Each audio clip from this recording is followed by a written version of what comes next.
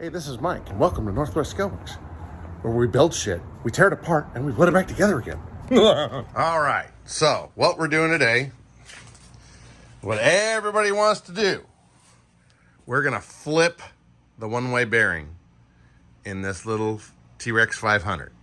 So I had to take the whole thing out of the mechanics in order to get this main gear out because it wouldn't fit through the windows and they can't get out. So that's what sucks. The other part is I've got to flip the belt whenever I put it back in so that the tail rotor does the correct direction. So what we're gonna do, so I got the main gear out.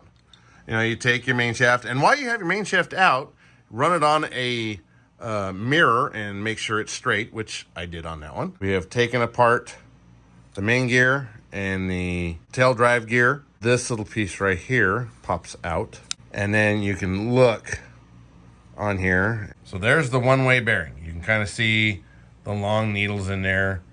That's what grips, and that's what allows you to auto rotate if your motor shuts off. That's the point. So what we got to do is we got to pop that bearing out and flip it over. Yeah, it's just that easy. Yeah. Yeah, we'll see how it goes. And this thing is dusty as hell because it was buried way back in there. So this is a press that I have, and it's just a press. You just press stuff and it's cool. So that's what we're gonna do, is we're gonna press that bearing out with this, and probably a appropriate sized socket for in here, and that will just push right out, and we'll flip it and we'll push it right back in. At least that's the plan. And looky there, a 10 millimeter, which I still have, will fit perfectly right on there and be able to press that out. I've got it adjusted with this little cool spinny thing to make sure I can clear everything, and it's actually seating on the outside out here. And we're gonna see, and we're gonna make sure that this 10 mil, I might just go down to a 9 if I have a problem. So here we go. We can set it on there and get it perfect. Make sure it's not gonna break something. Oh, there it goes. And I think I'm hitting the sides, so I'm gonna go down to a 9 millimeter on the socket. How many have 9 millimeter sockets? I think that'll be a little bit better on there. There we can get it on there, and it popped right out, just like that. This is the way it's set. What we want it to do is we want it to do that. You just take it and pop it directly over, and it should go right in there, but I think I have to go in through the bottom, which is what I will do. I will push it through the bottom. Ah, my fingers. Just try to get it, oh, just like that. Nice, easy peasy. I need to adjust my thing here though.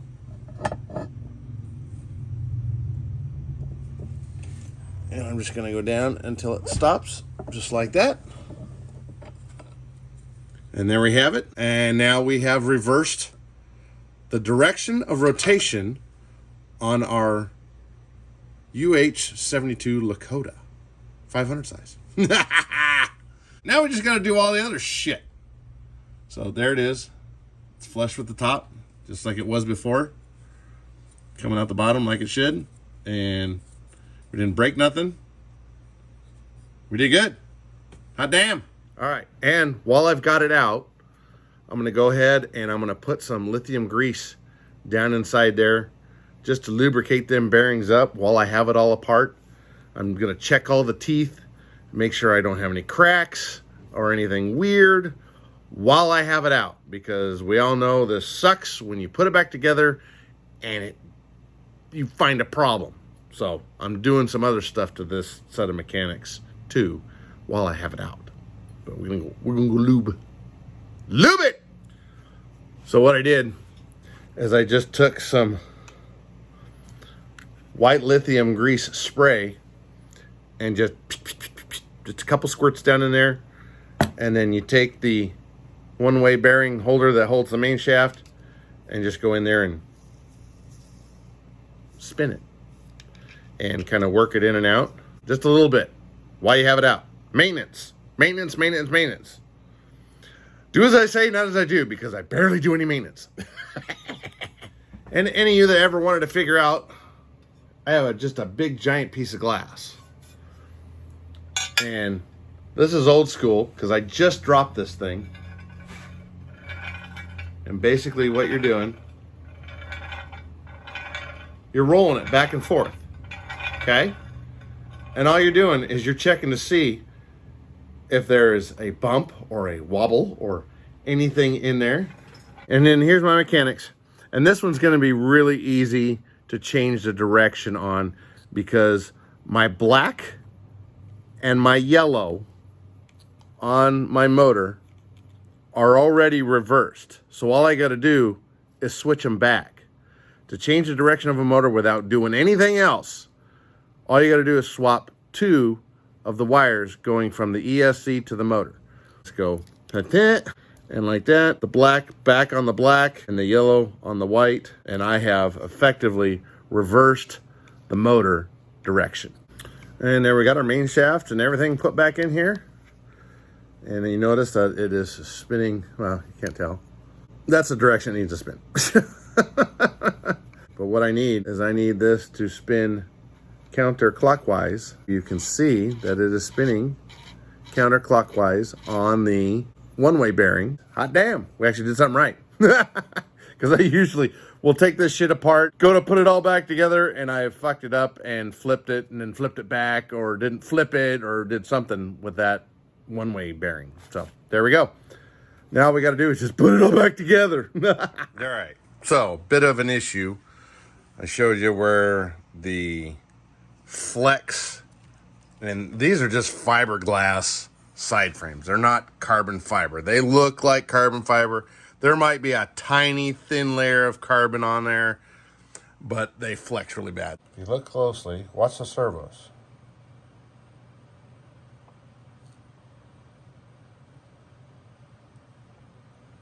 You see them flexing? That is flex in this chassis. Yikes! I didn't realize it was flexing that much. Holy crap. I'm gonna have to do something about that. So I started out, I had this piece was sitting like up here. So I moved it up here. That was better, but not 100%. So I found an old motor mount and I thought, oh, look, there's a hole here and then there's a hole there. And I'm like, oh, I can just put that in there. No, because when I put this in here, it hits right on the motor where those holes supposedly line up, and they don't really line up. So I'm like, well, shit. So was I gonna machine out a spot for that? No, I'm gonna do something different. I am actually just going to take and put the new motor mount up here, and it's just to stiffen up the front of this because my mounts are right up here. And speaking of that, that is my mount. So I can't really use that. I can't really use that one. So I gotta somehow get this in here. And of course, in order to do that, you know, these holes in here are only so deep. So I'll just get I got some small, 3mm things in here. You think I would have that? But no, I have a child. And I don't have any 3mm short ones left. So now what I gotta do is I gotta take some longer ones, cut them, grind them off, and put them on here. And I had one, and I don't know where it went. Oh, there it is. So I gotta take and make these other four as short as that one. Just tedious work. I just put it in like that, hit the grinder. They are cut to length and the threads are cleaned and we're all good. I just gotta do that 4 more times. Okay, 5 more times because I just lost the damn thing. God damn it. Ah! All right, there we go. We got our 4 bolts for our makeshift mount stiffening situation. All right, so I got my holes marked out.